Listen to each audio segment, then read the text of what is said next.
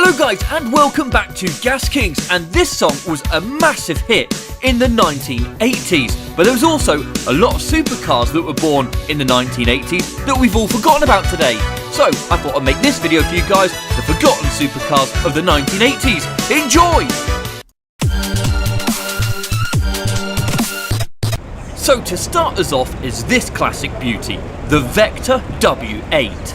Now the W8 began life when a businessman thought it'd be a good idea to combine American horsepower and the latest aerospace technology, and he wanted to create a supercar to render the European market, like Lamborghini and Ferrari, obsolete. It was powered by a mid-engine twin-turbo Chevrolet V8. On the outside it had carbon fibre over an aluminium frame, and in the cockpit, if you were sat there, you'd literally think you're inside a jet fighter. It was doomed from the outset. It was complicated, it was expensive, and investors accused the owner of misappropriating funds, and production ground to halt just after 22 cars had been built. But that takes absolutely nothing away because of its futuristic looks of this car, the Vector W8, becoming one of the poster cars of the 1980s.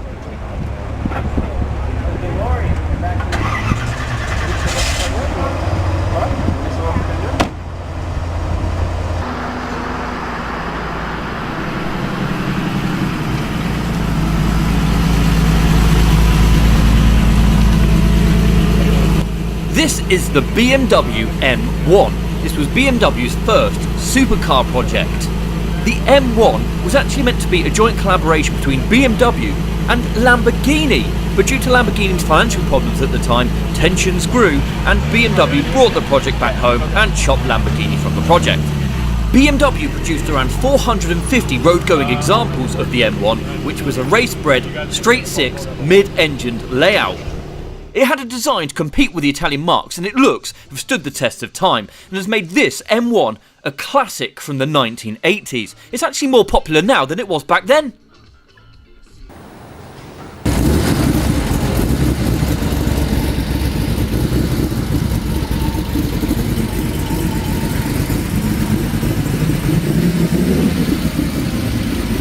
Oh look, a Porsche! I bet that's what you were saying anyway, but no it's not. Well, it kind of is. It's a rough CTR. A bit like Hennessy Venom did with the Lotus Exige, the rough CTR is based on a Porsche 911. It made its first appearance in April 1987 at the world's fastest cars contest at the American car magazine Road and Track, where it was designated the fastest production car in the world. It did 0 to 60 miles per hour in 4 seconds, which was astonishing for the 1980s. The twin-turbo Rough CTR was a limited production, high-performance sports car produced by Rough Automobile of Germany. It featured an enlarged and highly tuned version of Porsche's 3.2-litre flat six-cylinder engine, lightened body panels, an integrated roll cage to add chassis stiffness, upgraded suspension and braking systems, and to finish it off, a custom-designed transmission. So if the Porsche 911 wasn't sexy enough already, Rough Automobile took the 911 and made it even sexier.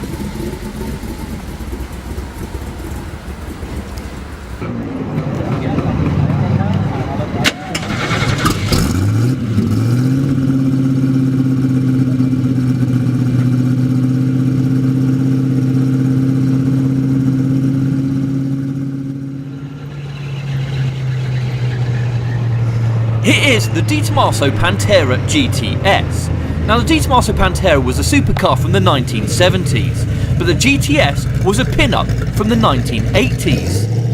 The Pantera, which is Italian for Panther, was a mid-engine sports car produced by the Detomaso Car Company of Italy from 1971 to 1991. So the Pantera GTS found its height of fame in the 1980s. The Pantera was the automaker's most popular model, with the last one being delivered to a customer in 1992. It had over 7,000 units in total during a 20-year run. The 1974 Detomaso Pantera GTS was the fastest production car in its day. It was a real Ferrari and Lamborghini killer, but obviously today the event store will crush it. But this is definitely a forgotten supercar of the 1980s.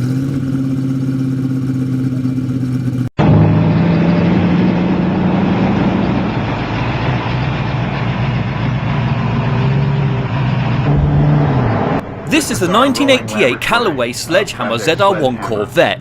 The Sledgehammer reached 254.76 miles per hour at the Transportation Research Center in Ohio and became the world's fastest street legal car for some time.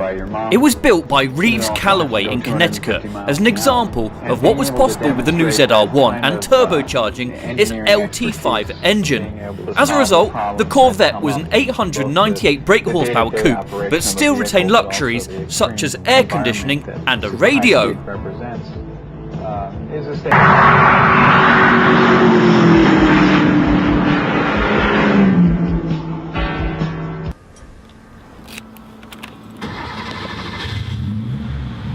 This is the iconic Porsche 959. This supercar beats many others in the 1980s because its technology was so advanced for its time. It was so high-tech that the 959 was in a class of its own in the 1980s. Its four-wheel drive system was revolutionary to say the least, and 337 units were built from 1986 to 1989. The Porsche 959 was so good that it managed to win the Paris-Dakar Rally, which was a real test for any cars you'll know. The Porsche 959 was one of the most wanted cars of the 1980s, let alone today.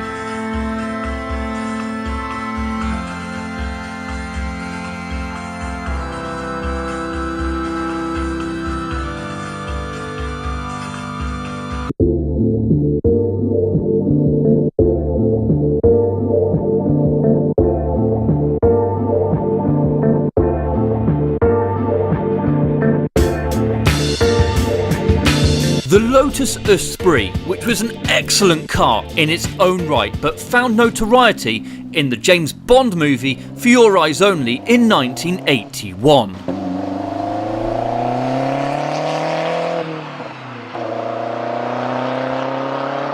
The Lotus Esprit was a 1980s British supercar with lots of power and a good top speed for the 1980s of 150 miles per hour from its turbocharged engine, also giving out 210 brake horsepower and 200 foot-pound of torque.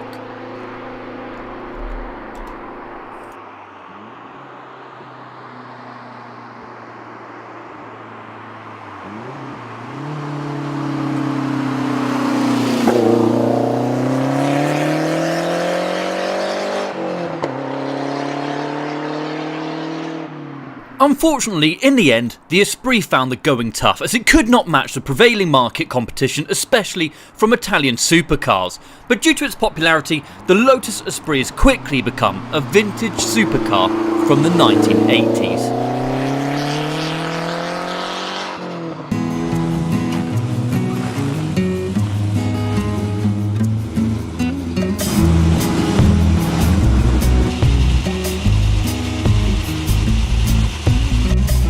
Guys, what you're looking at here is a 1986 Aston Martin V8 Vantage Zagato.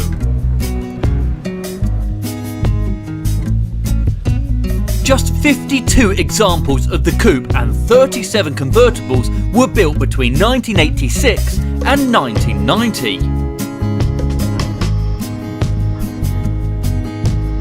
The V8 Zagato, as the name suggests, was based on the Aston Martin V8, but with a body by the famed Zagato coach builders. The Zagato was powered by a 430 horsepower V8 engine with twin-choke Weber carburetors. The all-alloy car could hit 186 miles per hour. Due to the high rarity of the Zagato and also being released at the height of the supercar boom, by the end of the decade, the car was changing hands for £450,000.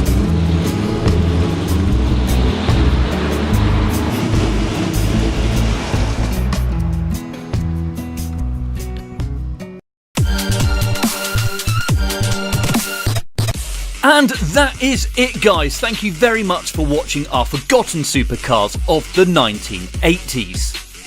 Let me know in the comments below which car you think is the best of the forgotten supercars of the 1980s, or if you think I've forgotten to include any in the forgotten supercars of the 1980s, let me know as well in the comments below.